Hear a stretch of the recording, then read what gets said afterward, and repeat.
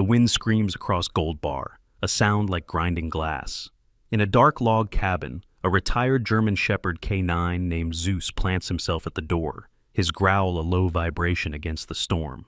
His partner, an ex-detective, is trying to drown his ghosts in a whiskey glass. The cabin is a fortress of solitude, but a new sound cuts through the wind, a scratching, faint, frozen, and impossible. Outside, a 5-year-old boy, blue with cold, carries a 4-word message that will shatter the cop's exile. "Mommy's in the snow." A neighbor isn't just a recluse, he's a monster using the storm as a shield. One gun safe in the back room is more than storage. Inside it, an old command is waiting to be spoken. And when Zeus hears that word, the mountain will shift from a prison to a hunting ground, from despair to a desperate rescue. What happens next will make you believe that heroes aren't forgotten. They are just waiting to be called. Before we begin, tell me where you are watching from. Drop your country in the comments below. If you believe no child or animal should ever face fear alone, hit subscribe now and share this story with someone who needs hope.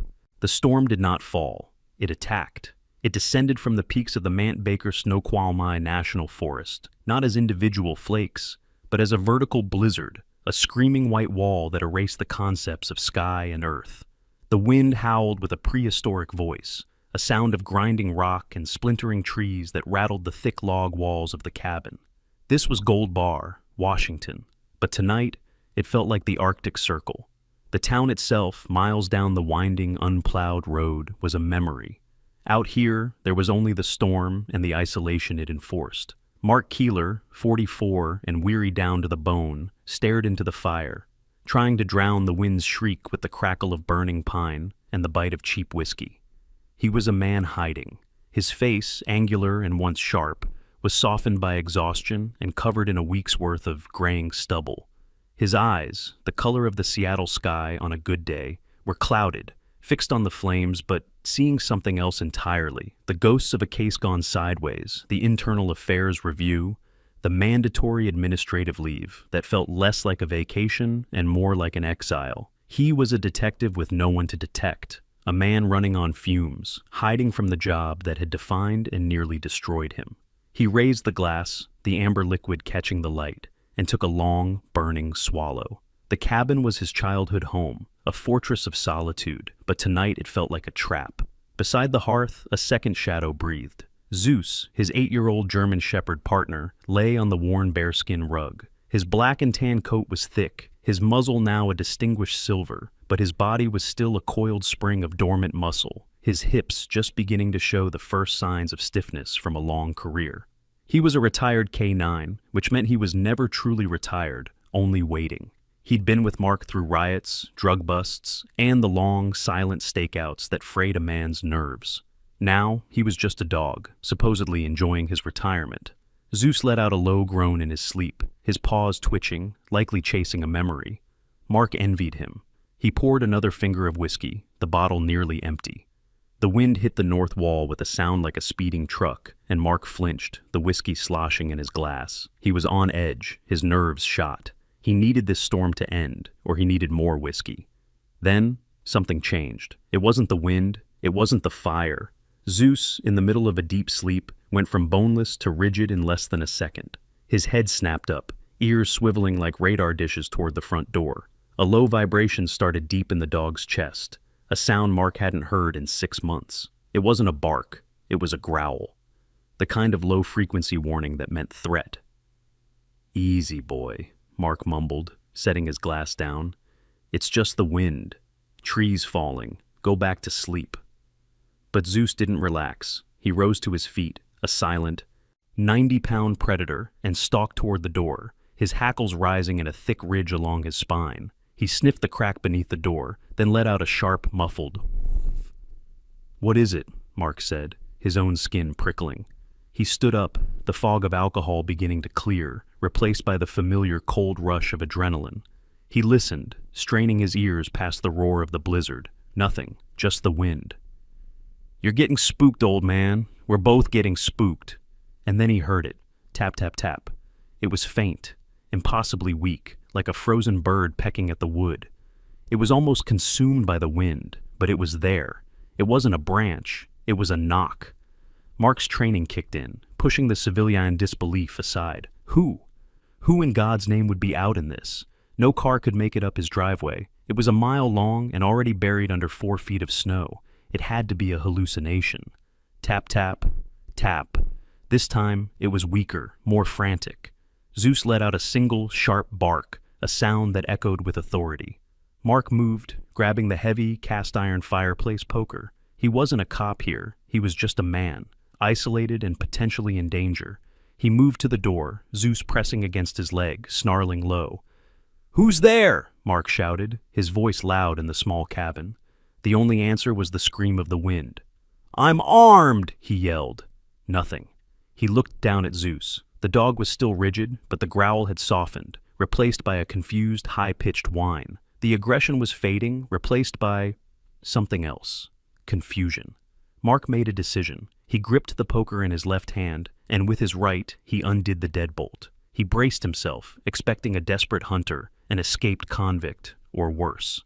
He pulled the heavy door inward. The storm exploded into the room, a freezing vortex of snow and ice that blasted his face and sent papers flying off his desk. The fire roared in protest as the cold air hit it. For a second, Mark saw nothing but a wall of white. He stepped into the doorway, peering into the swirling chaos. "Hello?" And then he looked down. His blood didn't just run cold, it turned to slush. It wasn't a man. It wasn't anything that made sense. It was a child. A small boy, barely 5 years old, standing on the wind-scoured porch in nothing but thin blue pajamas and a uselessly small, unzipped winter jacket. He was half buried in a snowdrift that had formed against the door. He wasn't crying. He was just standing there, vibrating. He was impossibly small, a tiny human figure against the monstrous, inhuman scale of the storm. His hair, a light blonde, was matted with ice, frozen solid in angry spikes. His lips weren't just pale, they were a terrifying shade of blue-gray. His eyes, wide and pupils dilated, were fixed on Mark in a paralysis of shock and cold. "Oh my God," Mark breathed. The word was ripped from his lungs. He dropped the poker. In one motion, he lunged forward, his mind clearing to a single, sharp point of focus. He scooped the boy up. The child felt impossibly light, like a bundle of frozen sticks. He was stiff, his little body already succumbing to the lethal cold. Mark pulled him inside, kicked the door shut with his boot, and slammed the deadbolt, sealing the screaming monster back outside. The sudden silence of the cabin was deafening. He ran the boy to the fire, shouting, "Zeus! Blankets! Get the blankets!" A command the dog couldn't understand, but it conveyed the urgency. Mark ripped the thick wool blanket off the back of his armchair, cocooning the boy in it, rubbing his tiny arms and legs furiously, trying to force life back into him. The boy's skin was like marble. "It's okay, kid. It's okay. I got you. You're safe." Zeus, his canine instincts replaced by a gentle paternal protection, began to lick the boy's icy face, his warm tongue melting the frost from his eyelashes. The boy didn't respond for a long moment, just shivered violently, his teeth chattering so hard it sounded like they would break. "Who are you?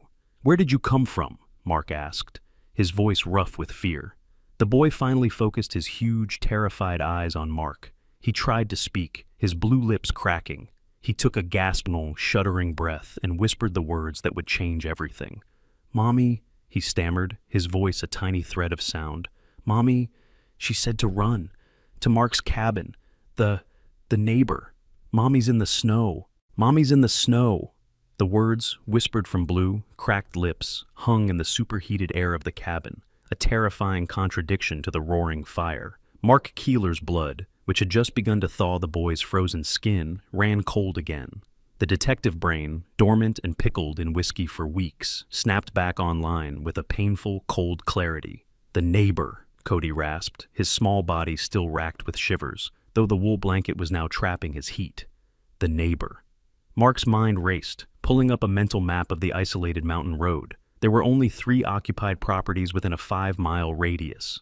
There was his own cabin. There was the small A-frame rental, a mile down the trail, where Cody and his mother, Jenna, had moved in 6 weeks prior. And there was the other one, a newer prefab cabin set deep in the trees, hidden from the road, owned by a recluse Mark had only seen twice at the Gold Bar feed store. The man had a hard, angular face, dead eyes, and a palpable, leave-me-alone aura that even the friendliest locals respected. Mark hadn't even known his name. He was just the neighbor. Mark kept his voice calm, a tool he hadn't used in months. He knelt, bringing his face level with Cody's. The boy's pupils were still wide, his small face pale and waxy in the firelight. "Cody, look at me. I need you to be a very brave man right now. I need you to focus. Which neighbor?" Cody's eyes swam with tears, but he held them back, his small jaw set. The loud man in the big truck. Mommy was scared." The boy's breathing hitched, a memory surfacing. She found it, in the trees." "Found what?" Mark thought, his pulse hammering. "What did she find, buddy?" Cody was shivering again, but this time it wasn't from the cold. A box. In the snow. The man came. He yelled at Mommy." The boy's face crumpled. He grabbed her hard." The boy's voice cracked, the terror pouring out. "She pushed me, out the back door. She fell down. She yelled, 'Run, Cody! Run to Mark's cabin, don't stop, and don't yell!'" The last two words were a perfect, terrified mimicry of his mother's frantic command. The fragmented story painted a picture more horrifying than any blizzard. Jenna wasn't just lost, she was taken. And she knew Mark. She hadn't just told her son to run, she had given him a destination. She had sent her 5-year-old child into a lethal, zero-visibility storm on the desperate, 1-in-a-million chance that he would make it to the ex-cop's cabin. A cold, clean fury, an emotion Mark hadn't felt in a long time, sliced through the fog of his self-pity and obligated him. He stood up. The silence in the cabin was broken only by the wind and Cody's shuddering breaths. Mark strode to the old rotary-style wall phone and lifted the receiver, a dead, empty hiss. The lines were down. He ripped his smartphone from the charger on the counter. No service. The small icon in the corner confirmed it. The storm had done its job. It had amputated him from the world. 911 was not coming. There was no backup. There was no one but him. He looked at Cody, a tiny, traumatized refugee swaddled in wool. He looked at Zeus, who was standing by the door, tail rigid, whining low in his throat, as if he understood every terrible word. There was no decision to be made. It was an imperative. "All right, kid," Mark said, his voice different now. The exhausted, slurring mumble was gone, replaced by the sharp, clipped tone of the command that had run a precinct. "You did the hard part. You got here. Now it's my turn. We're going to go get your mom."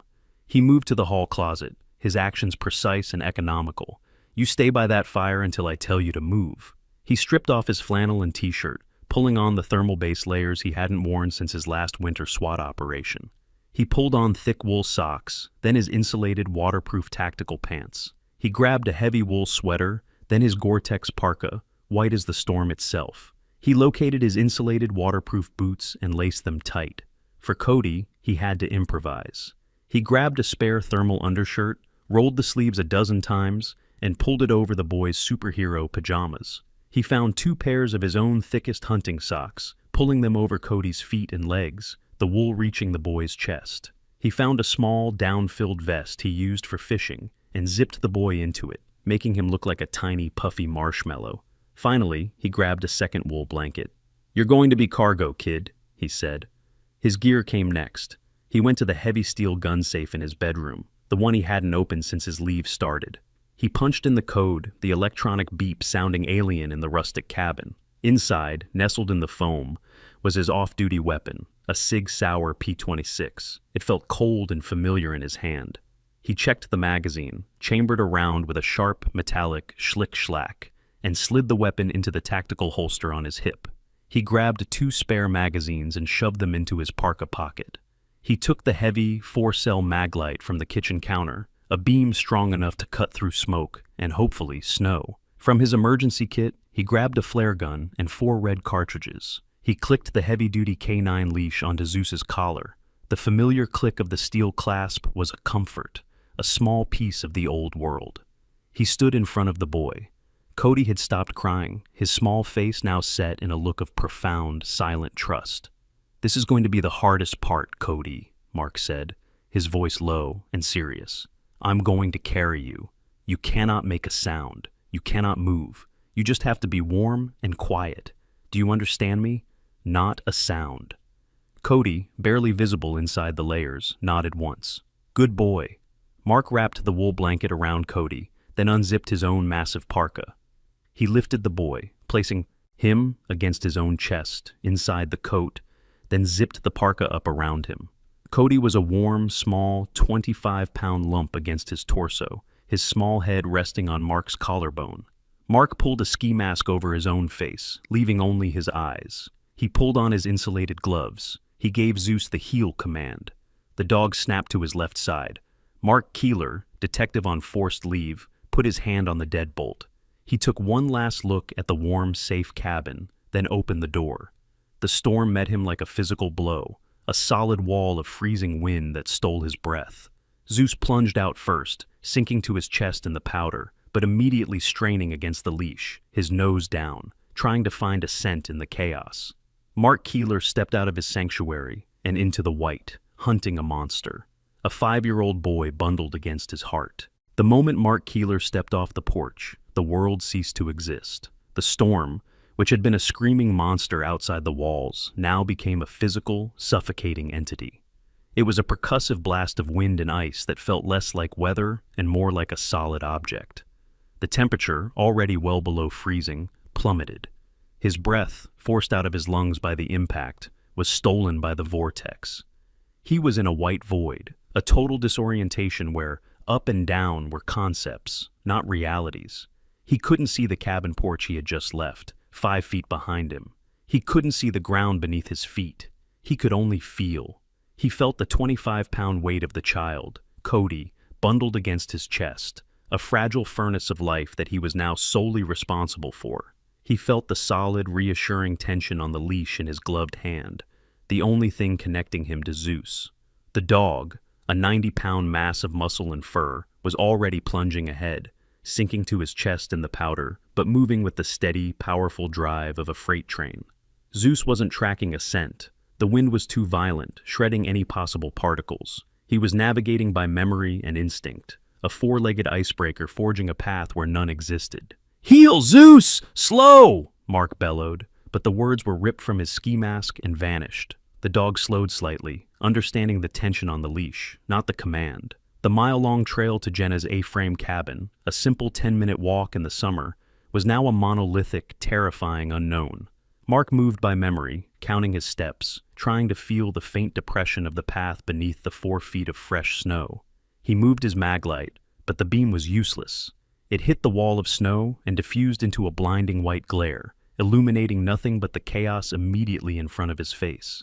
It was like navigating inside a cloud. He shut it off, saving the battery.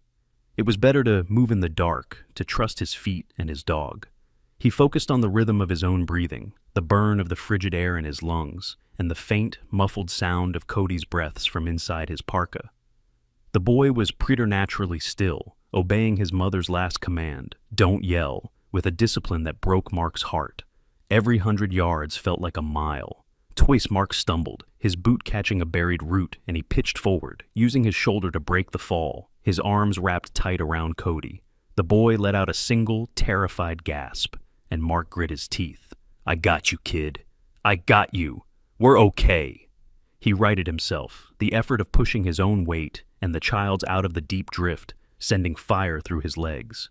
Zeus would stop, turn, and wait, his dark shape a phantom in the white, his warm breath pluming, before pushing on.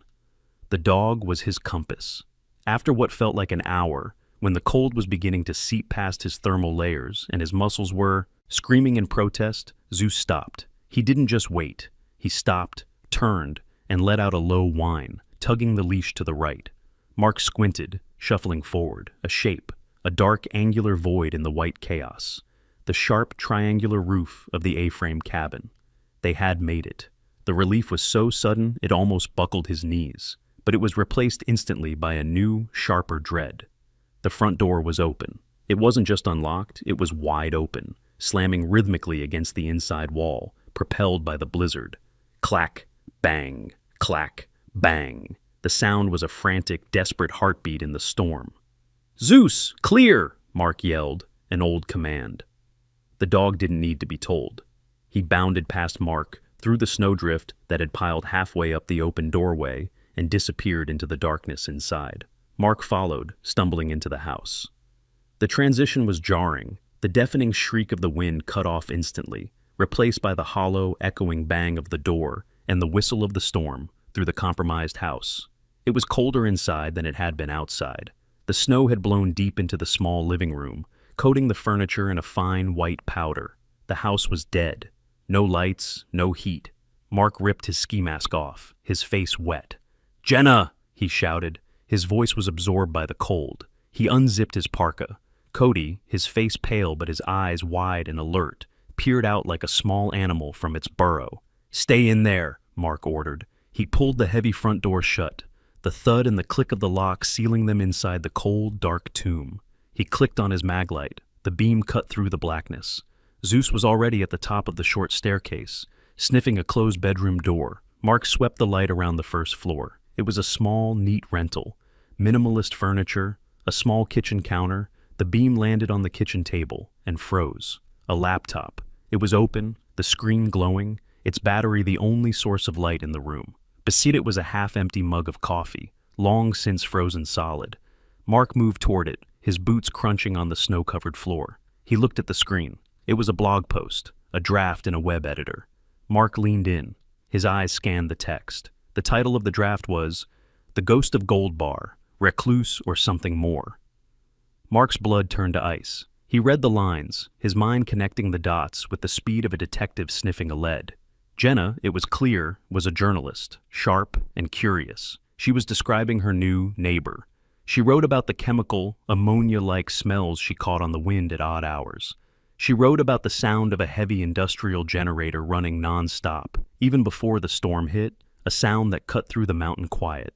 She wrote about the heavy deliveries she'd seen a private truck make, pallets dropped in his driveway, covered in tarps. She was putting the pieces together. She wasn't just a mom, she was an investigator. The last line of the draft, the one her cursor was still blinking next to, read, "It's not just a rumor. The isolation, the chemical precursors, the generator.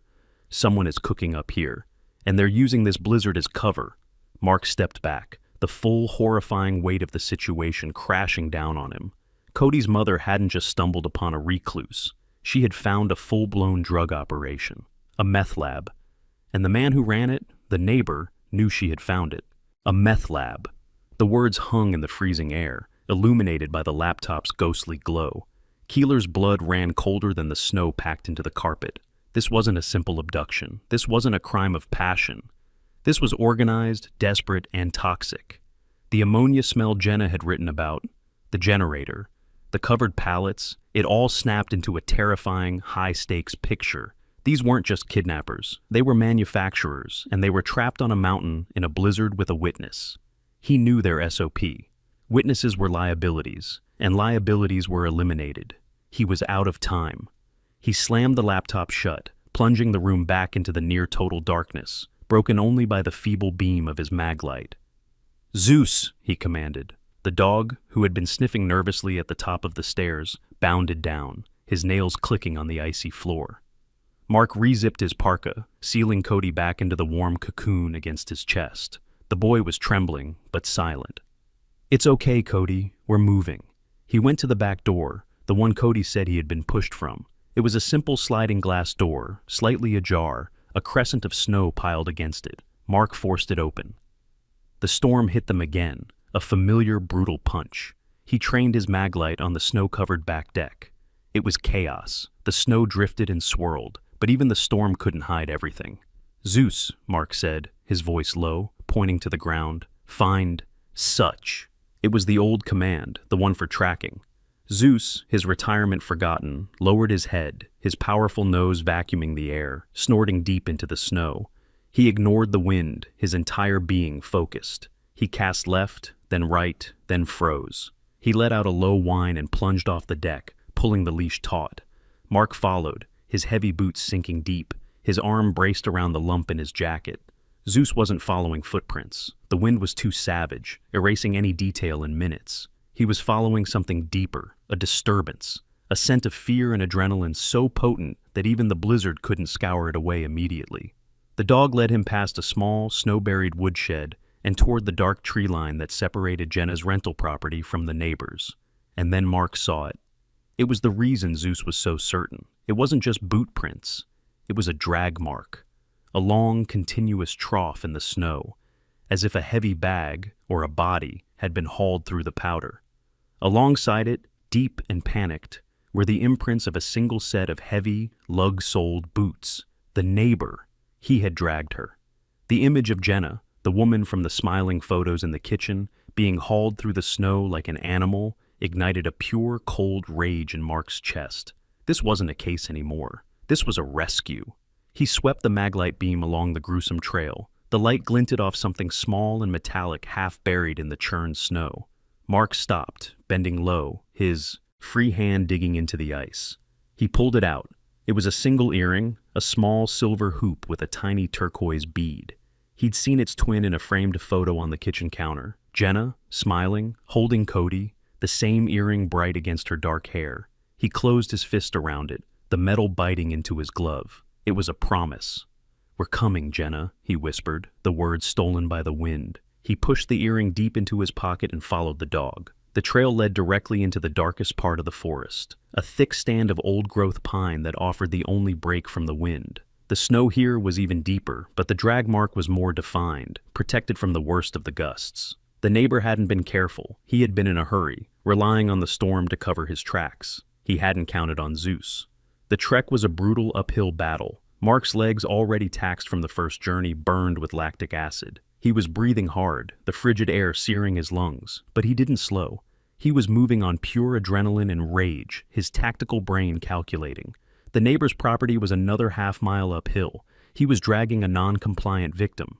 He'd be slow, he'd be tired, but he was at his fortress, on his home turf. Mark was the one at the disadvantage. He was outside, exposed, and he was carrying a 5-year-old child. He had one dog and one pistol against a man desperate enough to run a meth lab and abduct a woman in a blizzard. The odds were terrible. He kept moving. After another 20 minutes of agonizing, calf-deep plodding, the trees thinned. Zeus stopped, his head high, a low growl starting in his chest. Mark silenced him with a quiet shh. He peered through the swirling snow. He could see it, a shape darker than the storm. The neighbor's cabin. It was larger than Mark remembered, a 2-story prefab, all of its lights dark. But it wasn't dead. Even over the storm, Mark could hear it now. The steady, muffled thrum-thrum-thrum of a high-output diesel generator. The lab was running. The blizzard was the perfect cover. The wind would disperse the chemical smell. Mark scanned the property, his light off. The main cabin was dark, but his eyes were drawn to a second, smaller structure, a large, windowless shed or workshop set about 50 yards from the main house. A thick, insulated black power cable snaked from the generator, which was housed in its own small box, directly to the shed, not the house. The house was the decoy. The shed was the lab. Zeus was no longer pulling toward the house. He was pulling directly at the shed, his body rigid, the leash vibrating with his silent snarls. He could smell her. She was in there. The generator's thrum was more than a sound. It was a vibration, felt in the teeth and the soles of the feet. It was the only thing competing with the shriek of the wind. Mark Keeler stood in the deep snow, 50 yards from the main house, his eyes fixed on the windowless, fortified shed. Zeus was rigid at his side, the growl in his chest a low, continuous thrum that matched the generator. The drag mark had ended here, in this open, churned area between the main cabin and the lab. Mark unzipped his parka, just enough for Cody to see. The boy's eyes were wide and terrified, staring at the dark structures. "Okay, Cody," Mark whispered, his breath pluming. "Not a sound. Do you understand me? No matter what. Not a sound." The boy gave a tiny, jerky nod, his face pale in the ambient blue light of the storm. Mark zipped the parka back up, sealing the boy in. He gave Zeus the hand signal for quiet. The dog's growl subsided, but his body remained coiled, a loaded spring. Mark moved, a ghost in the white storm. He left Zeus at the edge of the clearing, the leash looped around a small pine, and circled the shed, his Sig Sauer now in his gloved hand, the metal burning cold. The shed was a fortress, no windows, one reinforced steel door, locked with a heavy-duty deadbolt. The thick black cable running from the generator snaked into the back wall through a heavy-duty conduit. This wasn't a workshop. It was a purpose-built structure, He moved to the side, finding the single ventilation fan, whirring loudly as it pumped fumes out into the blizzard. Mark cautiously put his face near the vent, inhaling. He was hit with a chemical signature that burned his nostrils, a sharp metallic tang of anhydrous ammonia and acetone, a smell he knew instantly from a dozen busts in Seattle. It was the toxic perfume of a large-scale meth cook. Jenna was not in there. To put a hostage in an active lab was a death sentence from the fumes alone. He backed away, his mind racing. The neighbor had dragged her here, to this area. If not the lab, then where? The main house. He scanned it. It was dark, lifeless. It didn't feel right. A kidnapper, paranoid and mid-cook, wouldn't keep his victim in the main house where she could escape, break a window, signal for help. He'd put her somewhere secure, somewhere dark, somewhere soundproof. Mark's gaze fell on Zeus. The dog was no longer looking at the shed. He was pulling against the leash, straining, his nose pointed toward a strange, unnatural lump in the snow near the foundation of the main house, a spot Mark had dismissed. "What is it, boy?" Mark whispered, moving back to the dog. Zeus was whining now, that high-pitched, frustrated sound of a K9 who had found what he was looking for. He wasn't growling, he wasn't in attack mode, he was in find mode. Mark unclipped the leash and gave the "show me" command. Zeus bounded forward, plunging through the waist-deep drift, and began digging furiously at the snowbank by the cabins. Foundation, snow flying in plumes behind him. "Zeus, wait!" Mark hissed, but the dog ignored him, consumed by the scent. Mark waded through the drift after him. He saw what the dog was digging at, not a snowbank. Two heavy, angled wooden doors, set almost flush with the ground, built from thick railroad ties. They were old, much older than the house. A root cellar, a subterranean prison. Mark shoved the frantic dog aside. "Good boy! Plots! Quiet!" Zeus backed off, his entire body quivering, his eyes locked on the doors. Mark fell to his knees, his gloves digging, pushing the heavy, wet snow off the wood. He found the handle, and just as he'd feared, a thick, rusted hasp held shut by a massive brass industrial padlock. He pressed his ear against the frozen wood. The world outside was an anechoic chamber of wind. He held his breath. He heard the generator. He heard the wind. He heard his own heart. And then, thump, thump, thump. It was muffled, weak, but it was there. A rhythmic, desperate sound. Someone was kicking the other side of the door. He felt the vibration inside his own parka, a tiny muffled gasp. "Mommy," Cody whispered from inside his jacket, the word so quiet it was barely a breath. The boy had heard it too. A fresh wave of fury and terror washed over Mark. She was alive. She was in there, freezing to death. He pulled on the padlock. It was solid ice and steel. He couldn't rip it off. He couldn't shoot it. The noise would bring the neighbor running from the lab before Mark could even get the doors open. He was trapped, a foot away from the person he'd come to save. He needed leverage. He needed a tool. He scanned the property, his mind a frantic index of possibilities. The neighbor was a cook, but he was also a man living on a mountain. He had tools. He had to. Mark gave Zeus the "watch" command, pointing at the cellar door. The dog immediately sat, his gaze fixed on the lock, a silent, furry sentinel. Mark pushed himself up and sprinted, low and fast, back toward the shed. The generator's noise would cover his movements. He scanned the area around the lab, a pile of split firewood covered in a tarp, a stack of empty chemical drums. And then he saw it, half buried in a snowdrift near the woodpile, the glint of metal. He plunged his arm into the snow, and his glove closed around the icy, hexagonal steel of a pry bar, a long 4-foot crowbar, heavy and perfect. He wrenched it free. He had his key. He ran back to the cellar, his boots crunching, the sound irrelevant now. He knelt by the door, the heavy steel bar in his hands. He wedged the flat, forked end between the hasp and the wood. He took a deep breath, the cold air burning his lungs. The thump, thump, thump from inside was weaker now, more frantic. He looked at Zeus. He braced his foot against the wooden door, and he put all of his weight onto the bar. Mark Keeler wedged the flat, forked end of the crowbar into the thick, ice-encrusted gap between the hasp and the frozen wood. The thump, thump, thump from inside the cellar grew frantic, a desperate, muffled drumbeat. Jenna was alive. She knew someone was out here. She just didn't know if it was friend or foe. "Hold on, Jenna," Mark grunted, the words ripped from his ski mask by the wind. He put his boot against the angled door and threw his entire weight onto the bar. The old wood groaned in protest. The frozen metal of the hasp shrieked, a high-pitched, agonizing sound that seemed to cut right through the roar of the generator and the storm. It was loud, dangerously loud. He repositioned the bar, digging it deeper. He was levering the entire steel hasp, screws and all, out of the wood. One more, he thought, bracing himself. One more, good pull. Don't! The voice was flat, dead. It wasn't a shout, but it sliced through the blizzard like a razor, clear and absolute. Mark Keeler froze. Every muscle in his body turned to ice. The voice had come from his left, from the direction of the lab. Slowly, agonizingly, he turned his head. Zeus, who had been focused on the cellar door, was now rigid, a low, murderous growl vibrating in his chest, his eyes locked on the new threat. A man stood 15 feet away, a dark silhouette against the swirling white. He was holding a 12-gauge pump-action shotgun, leveled perfectly at Mark's chest. Mark's training screamed at him. Threat, active, lethal. He didn't move. He didn't breathe. The man stepped forward, the beam of a powerful headlamp cutting through the snow, illuminating Mark in a blinding white circle. This was the neighbor. He was tall, with a wiry, deceptive strength. He wasn't bundled like a civilian. He was outfitted, wearing insulated tan work overalls over a heavy jacket.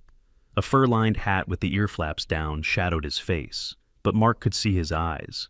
He had seen those eyes before, in the back of the interview rooms, staring across crime scenes.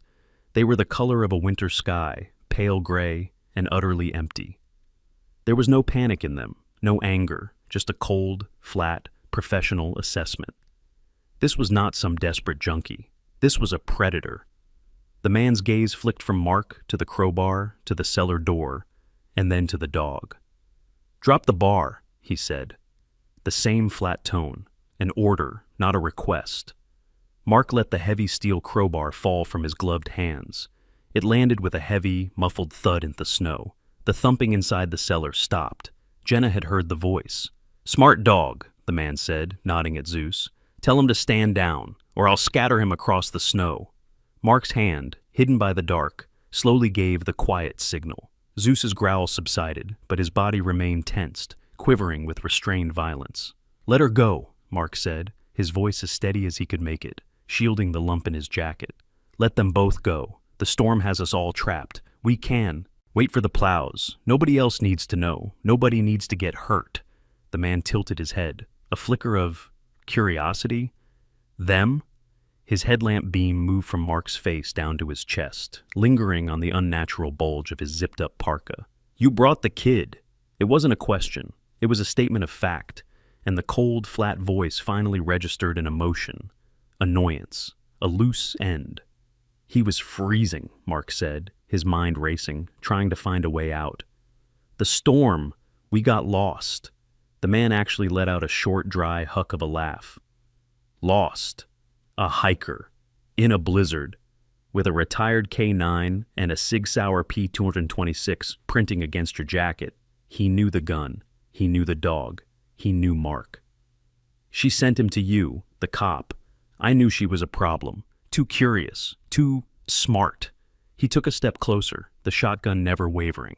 "Hands where I can see them, cop." Just as Mark was about to comply, another variable exploded onto the scene.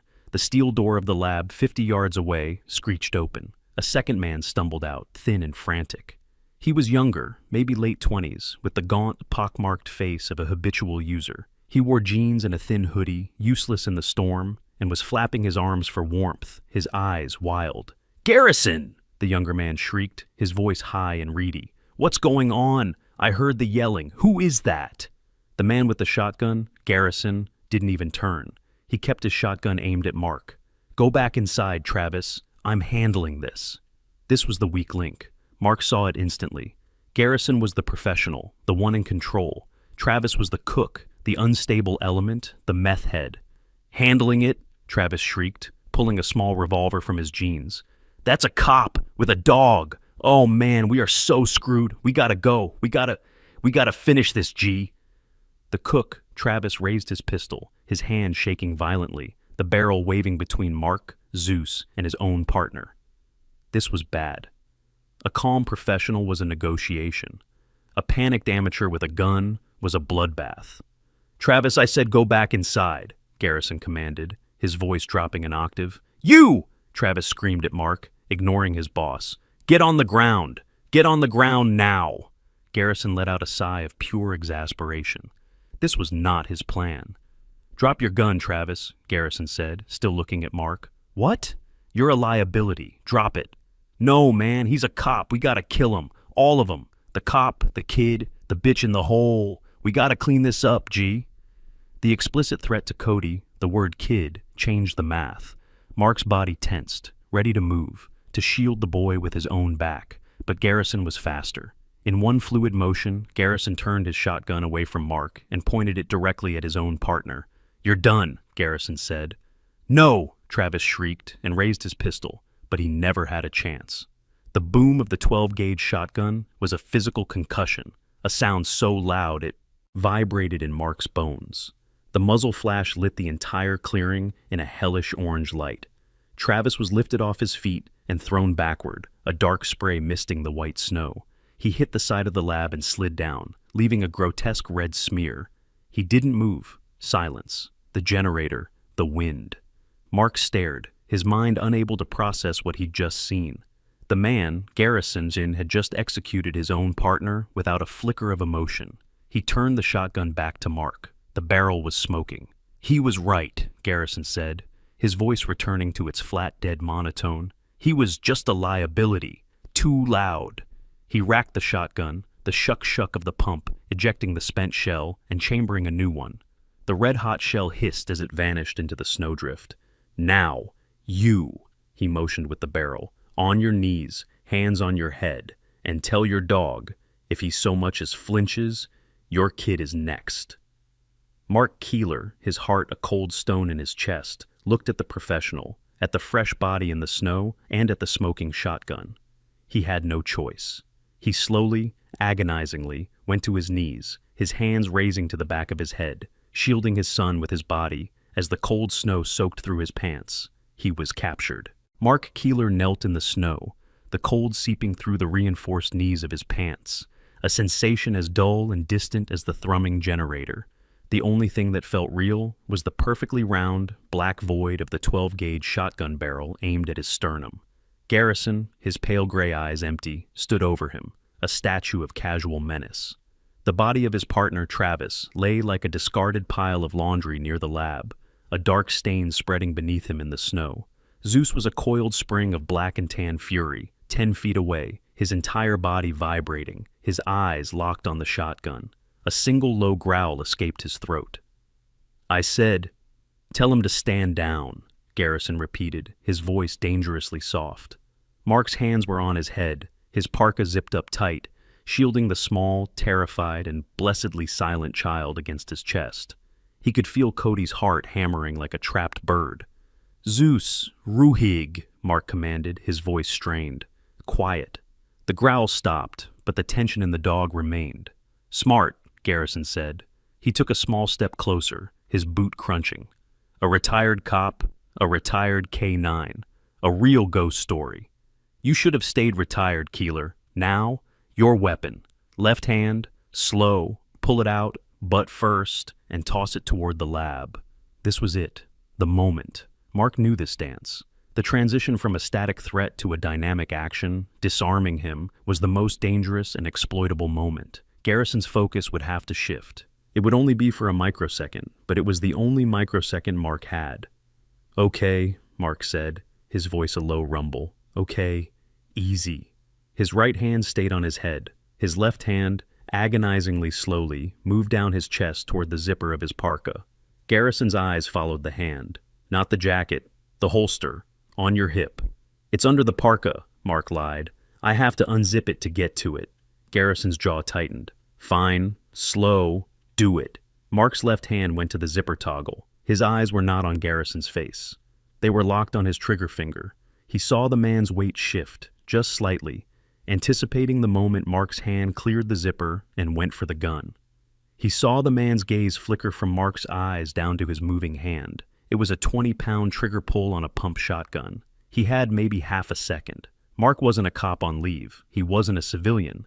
He was a K9 handler, his entire being contracted to a single point, a single word, a single, explosive breath. He took a sharp, quiet inhale, filling his diaphragm. As his hand touched the zipper, he didn't yell, he didn't speak. He barked the command, a guttural, explosive sound that was more animal than human. Fass! It was the old command, the bite and hold. The word Zeus had been trained for, the word that meant all rules were off. Before Garrison's brain could even process the sound, Zeus exploded. He wasn't a dog. He was a 90-pound missile of fur, muscle, and teeth, launching from the snowdrift. He didn't aim for the gun. He aimed for the center mass, just as he was trained, to take the man down. The shotgun boomed, the sound a deafening physical concussion that punched the air from Mark's lungs. The blast went high over Mark's head as Garrison was slammed from the side. Garrison screamed, a high-pitched, shocked sound that was utterly human, as Zeus's jaws locked onto his left arm, the one supporting the shotgun. The man and dog went down in a chaotic, snarling tangle of limbs and snow. Mark didn't wait. The second he gave the command, he was already moving, protecting his cargo. He didn't stand up. He dove forward and rolled, tucking his shoulder, using his body as a human shield over the precious lump in his jacket, tumbling away from the line of fire. He heard Cody let out a terrified shriek from inside the parka as they hit the snowdrift. Mark came up on his one good knee, his Sig Sauer clearing the holster in a single, fluid motion. But he had no shot. Garrison and Zeus were a whirlwind of violence. Garrison was strong, fighting for his life, trying to bring the shotgun barrel around with his one free hand to press it against the dog's head. Zeus was in a frenzy, his back legs churning, shaking his head side to side, trying to snap the man's arm. "Zeus! Aus! Out!" Mark screamed, but the dog was lost in the red mist of the fight. Mark knew he had seconds before Garrison managed to kill his dog. He holstered his weapon, he couldn't risk a shot, and lunged, tackling Garrison from the side, a full-body check. The three of them went down. Mark's objective was the shotgun. He grabbed the barrel with his left hand, the metal hot even through his glove. Garrison, roaring with rage, let go of the gun with his free hand and slammed a reinforced elbow backward, connecting perfectly with Mark's right shoulder. A sickening wet pop echoed inside Mark's head, and a white nuclear fire exploded from his shoulder socket down to his fingertips. He screamed, his arm going completely dead, dislocated. He fell off Garrison, clutching his useless arm, the pain so vast it blacked out his vision. Garrison was free. He kicked Zeus in the ribs, a vicious, powerful blow that sent the dog yelping, rolling off his arm. Garrison scrambled to his feet, his left arm mangled and bloody, but he was a professional. He ignored the pain. He ignored the dog. He saw Mark, kneeling, injured, and saw his partner's dropped revolver lying in the snow only a few feet away. He lunged for it. "No!" Mark yelled. He saw it all in slow motion. Garrison's hand closing around the revolver. Cody, screaming, tangled in the parka. Zeus, recovering, charging back in. It was over. But Mark's left hand, his good hand, landed on something hard and steel in the snow. The crowbar. He didn't have time to stand. He didn't have the strength to swing it. He did the only thing he could. As Garrison grabbed the revolver and turned, Mark, still on his knees, gripped the heavy crowbar and thrust it forward, like a spear, with all of his remaining weight. The forked end caught Garrison square in the chest. The man stopped, his eyes wide with surprise. He looked down at the steel bar protruding from his parka. He looked up at Mark. He didn't fall. Zeus hit him again, this time from behind, clamping onto his leg. The combined impact sent Garrison staggering backward. He tripped over the snow-covered body of his own partner, Travis. Garrison fell, his head striking the corner of the lab's frozen metal steps with a sickening wet crack. He landed in the snow and did not move. The world went silent. There was only the wind, the thrum of the generator, and the sound of three beings gasping for air. Mark was on his knees, cradling his ruined arm, his vision graying out. Cody was sobbing, a hysterical, terrified sound from inside his jacket, and Zeus, his muzzle dark with blood, stood over the unmoving body of Garrison, his chest heaving, his eyes fixed on the man, making sure the threat was truly over. The silence that followed the violence was absolute, a heavy vacuum where only the generator's thrum and the wind's shriek remained. Mark Keeler stayed on his knees, his world reduced to 3 points of agony: the white-hot fire in his right shoulder, the hysterical sobbing of the child inside his parka, and the sight of Zeus standing guard over Garrison's unmoving form. The dog's muzzle was dark with blood, his chest heaving, a low growl still rumbling as he stared at the fallen man. Mark fought the gray wave of shock that threatened to pull him under. He had to move. He forced his good left arm to push him to his feet, a grunt of pure agony tearing from his lips. His right arm was a dead weight, a useless, excruciating appendage. "Zeus, wach!" he commanded, his voice strained. "Watch." The dog didn't move, his eyes locked on the threat. Mark, cradling his ruined arm, stumbled through the snow to Garrison. The man was breathing, shallow but breathing. His head had hit the steel step with enough force to fracture a skull, but he was alive, a prisoner, not a corpse. Using his one good hand, Mark grabbed Garrison's shotgun and the fallen revolver, hissing in pain as he bent. He flung them deep into the snowdrift, far out of reach. Threat secured. Now, the priorities. "Cody!" he gasped, fumbling with his zipper. "It's okay. It's over. We're safe." The thump, thump, thump from the cellar started again, but it was different. It was frantic, terrified. A woman's voice, raw and hoarse. "Who's out there? Oh God, please, who's out there? Is that Cody? I heard him." "Jenna," Mark shouted, stumbling toward the cellar doors. "It's Mark Keeler, your neighbor. I have Cody. We're safe. Stand back from the door." He heard a sharp, choked sob from beneath the wood. He turned back to the lock. The crowbar had destroyed the hasp, but the heavy, snow-covered doors were still frozen shut. He grabbed the crowbar with his left hand, the steel burning cold. He tried to lever the door, but it was awkward, agonizing. He had no leverage with one arm. "Zeus!" he yelled. "Here! Hilf!" He pointed at the seam of the door. The dog, understanding the new urgency, bounded over and began digging furiously, his powerful paws sending snow flying, clearing the ice-caked gap. Mark jammed the crowbar into the seam. He put his boot on the frame and threw his entire, one-armed weight back. The frozen wood groaned, shrieked, and then, with a splintering crack, the first door burst open, scraping against the snow. A cloud of frigid air billowed from the black, rectangular hole. For a second, nothing. Then, a figure scrambled out, half crawling, half falling into the snow. It was Jenna. This was the first time Mark had seen her up close. She was in her early 30s, with a slim, athletic build now rendered frail by cold. Her skin was a pale, waxy white. Her long, dark hair was matted with ice and dirt. She was wearing a heavy wool sweater and jeans, all of it soaked, through, stiff with frost. Her intelligent, sharp eyes, the same eyes Cody had, were wide and dilated with terror, darting from the body of Travis to the unconscious Garrison, to the bloodied dog, and finally to Mark. "Mark?" she whispered, her voice a frozen rasp. "What? Oh God. What?" Mark didn't answer. He just ripped his parka open.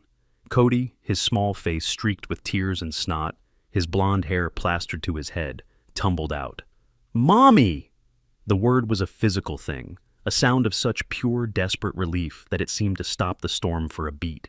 Jenna's face crumpled. She didn't stand. She collapsed forward onto her knees in the snow, her arms outstretched. "Cody, oh my baby, oh God, Cody, my baby."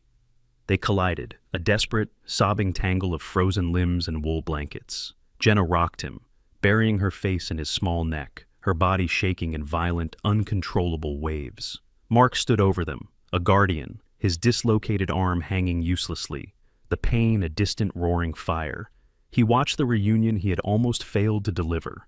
The moment was pure, perfect, and lethally dangerous. The cold was moving in. Jenna was in the advanced stages of hypothermia. Cody was soaked from his own sweat and tears. "We have to move," Mark said, his voice the harsh bark of command. The sobbing parents and child didn't hear him. "Jenna, listen to me. We have to move, now." She looked up, her eyes unfocused. "What?" "Shelter. We need shelter. We can't use the lab. It's toxic. The house. We have to get to the main house." He grabbed her good arm with his good hand, pulling her to her feet. She was weak, her legs buckling. I can't. My feet." "You have to."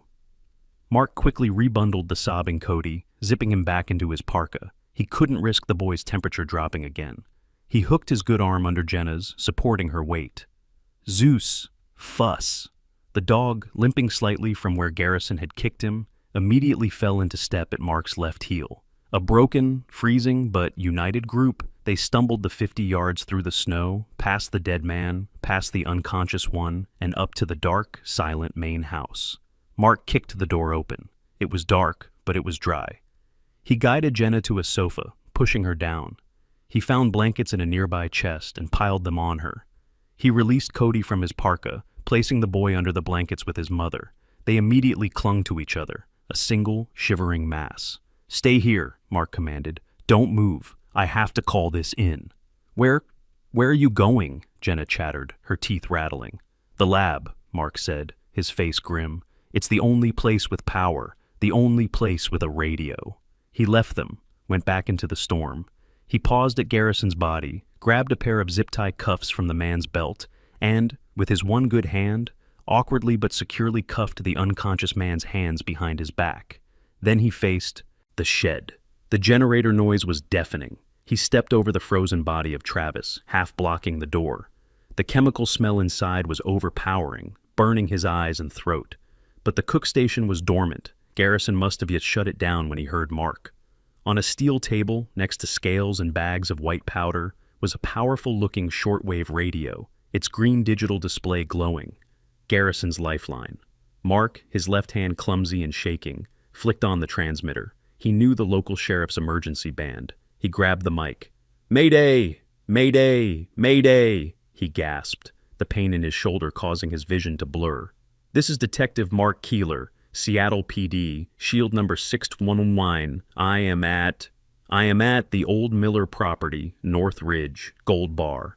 I have an active meth lab, multiple hostiles down, one in custody. I have rescued 2 hostages, one an adult female, one a 5-year-old child. Both suffering from severe hypothermia." He leaned his head against the cold steel table, fighting to stay conscious. I am injured. My partner is injured. We require immediate medevac and containment. The blizzard is heavy, but I have a flare gun. I will fire on your approach." He slumped against the table, the mic slipping from his shaking fingers. Outside, through the filthy, chemical-streaked window, he saw the blackness of the sky shift. A faint, almost imperceptible line of bruised purple and gray was appearing over the eastern ridge. Dawn was coming. This story reminds us that sometimes God doesn't calm the storm. He sends a messenger through it. Mark was a man hiding from his purpose, but God sent a 5-year-old boy to remind him who he was. The miracle wasn't just the rescue, it was the redemption. In our own lives, we all face storms. Our true purpose is found not in hiding, but in answering the call for help, no matter how small. If this story touched your heart, please share it with someone who needs hope. Comment Amen if you believe in the power of faith and courage. And please subscribe for more stories that inspire. God bless you and your family.